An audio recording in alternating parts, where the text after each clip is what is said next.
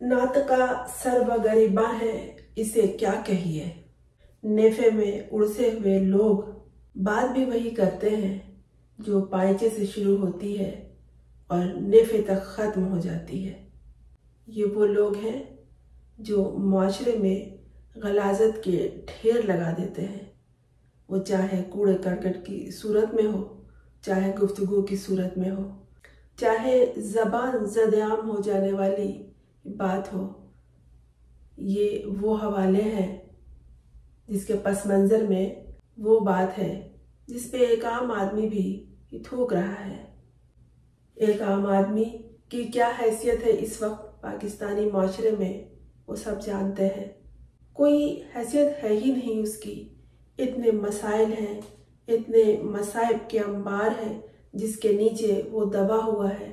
ना उसको कोई कुछ समझता है, हालांकि वो एक इस्लामी जमहूरिया रियासत का शहरी है। उसे एक शहरी के तमाम हुकूक हासिल हैं। वो वहाँ की शनाख्त भी रखता है, लेकिन फिर भी उसकी कोई हैसियत, कोई कद्र मंजिलत है ही नहीं। और ये कौन लोग समझते हैं? वो जो खुद को ज़मीन का खुदा समझते हैं। और वो खुद कौन है? ज़मीन के सौदागर।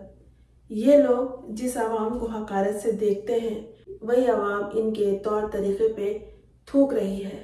वो इन्हें कुछ नहीं समझ रही है। वो मीडिया का सहारा ले या फिर लोगों को पकड़ पकड़ के जेल में भरते जाए। आज जो एक इंटरव्यू आया है टीवी चैनल पे, सबने देखा है और थूका ही है उस बात पे कि इस चैनल को क्या ज़रूरत थी इस तरह की थर्ड क्लास की गुफ्तगू करने की, या फिर इस शख्स का इंटरव्यू लेने की जिसकी बुशरा बीबी साबका अहलिया रह चुकी हैं। जो बीवी साबका हो गई है, बेहतरीन तरीका तो ये है कि उसकी किताबों में ये लिखा है उसकी इद्दत की मुद्दत उसी घर में ख़त्म हो जाए और उसके बाद वो वहाँ से अलग हो। और ये खावर मानिका ने किया है बकौल बुशरा बीबी के। मेरे निकाह की खबर चल रही थी कि जी इद्दत नहीं है। इद्दत मैं लोगों को बता दूं कि जब मैं अपने घर से निकली थी तो मेरे घर में ही मैं इद्दत पूरी करके निकली थी। फिर क्या बात हो गई कि उनको 6 साल बाद ये बात बहुत अहम लगी कि उसे अवाम के सामने आकर बयान किया जाए कि उसकी साबका अहलिया ने क्या क्या किया और उसके मौजूदा शौहर ने उनके साथ उनके घर में आके किस तरह लूटमार की। एक आम आदमी इस बात को अच्छी तरह समझ गया है कि खातून बुशरा बीबी के शौहर को कैद में डालने के बाद उस खातून को उसके साबिका शौहर के जरिए जलील व ख्वार किया जा रहा है।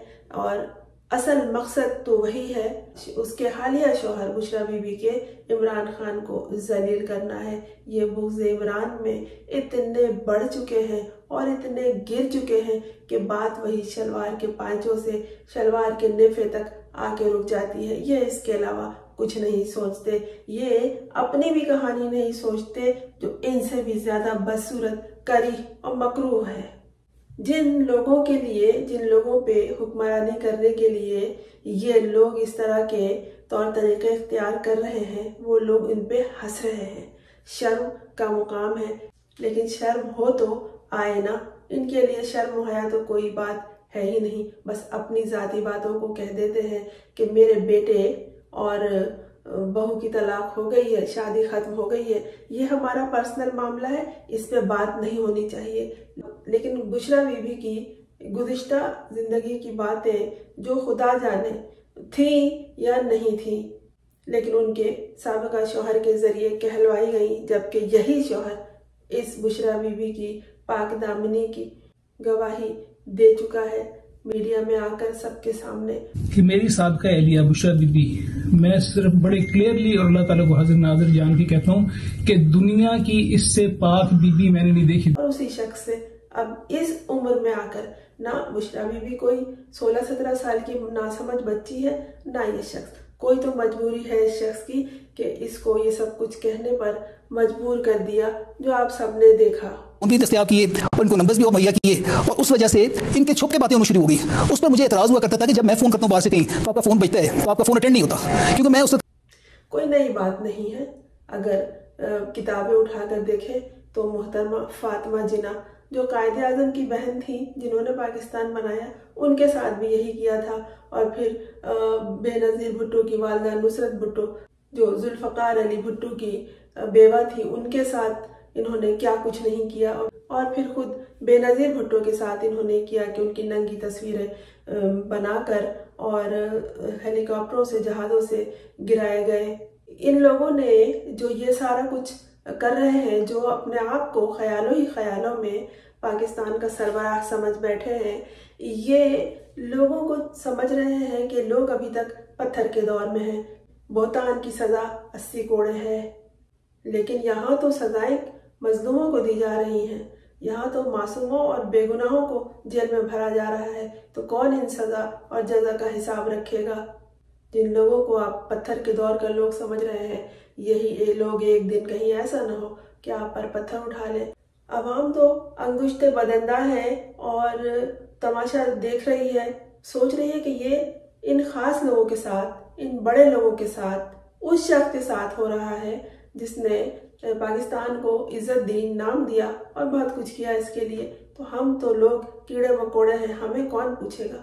आप जो कुछ कर रहे हैं, आप गलती कर रहे हैं। ऐसी खातून जो पर्दादार हैं, उनके पर्दे को हटाना तो क्या, आप उनको बेलिबास कर रहे हैं, आप उनको बरहना कर रहे हैं। और इन तमाम बातों से अवाम ये सोच रही है कि कल हमारी बहू बेटियों का, माओं का क्या हाल करेंगे ये लोग अगर ये इख्तिदार में आ गए। आपने एक तीर फेंका लेकिन वो तरकश से निकल के कहीं इधर उधर हो गया, आपका तीर निशाने पे नहीं बैठा। ये लोग जब वोट डालने जाएंगे तो उनको ये बातें याद आ जाएंगी कि, और यकीनन याद रहेंगी कि ये हमारी औरतों के साथ कल क्या करेंगे, कि आज इमरान खान के साथ और उसकी अहलिया के साथ ये कर रहे हैं कि उन्हें सरेआम आकर इस तरह इल्ज़ाम लगा रहे हैं कि जैसे कोई 16-17 बरस की नासमझ मासूम सी बच्ची है जिसे कुछ समझ नहीं है।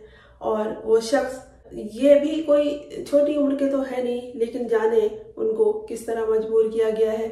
इस इंटरव्यू के लिए बहुत अरसे पहले लोगों को जहनी तौर पर तैयार कर दिया गया था कि एक इंटरव्यू आने वाला है। लोग तैयार थे, लेकिन इतने तैयार नहीं थे कि इनसे इस तरह की गलाजत भरी गुफ्तगू की जाएगी और इस तरह की बातें कुरीदी जाएंगी जिनका कोई सर पैर नहीं। जिसको तलाक दे दी, बात खत्म। औरत ने कह दिया कि वो इस शख्स के साथ नहीं रहना चाहती तो बस फैसला वही हो जाता है। और उसने अगर कह दिया कि मैंने इद्दत गुजार ली तो बस उसकी बात को अहमियत दी जाएगी। मर्द की अहमियत नहीं है। निकाह तलाक के मामलात में, इद्दत के मामलात में औरत की बात को देखी जाती है। किताबें खोल लीजिए, किताबों में बहुत कुछ लिखा है और ये इल्हामी किताबों में लिखा है, मेरी आपकी लिखी हुई किताबें नहीं है। बड़ी शर्म आती है उस वक्त के घरों में काम करने वाली एक औरत आके जब ये पूछती है कि टीवी पे ये बातचीत हो रही थी।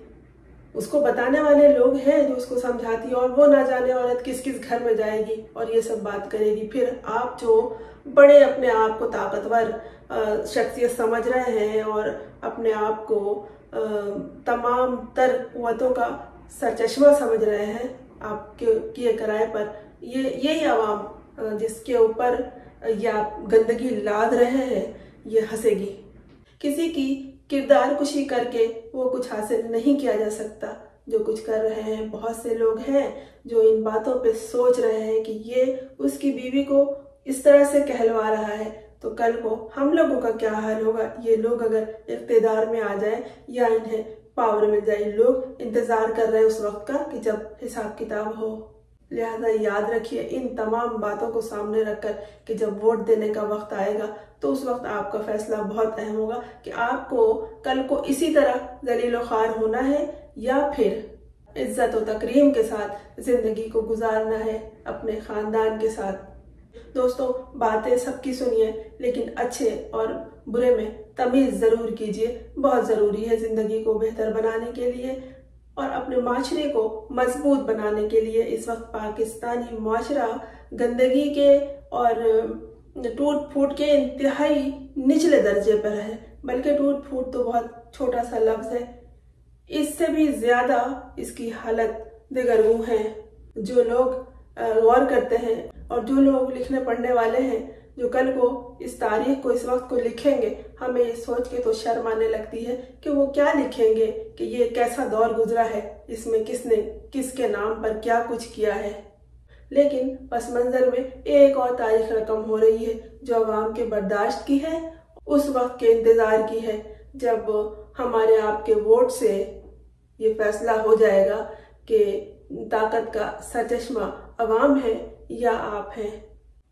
चैनल को सब्सक्राइब कर लीजिए ताकि एक आम बात से आपको कोई खास बात समझने का मौका मिल सके।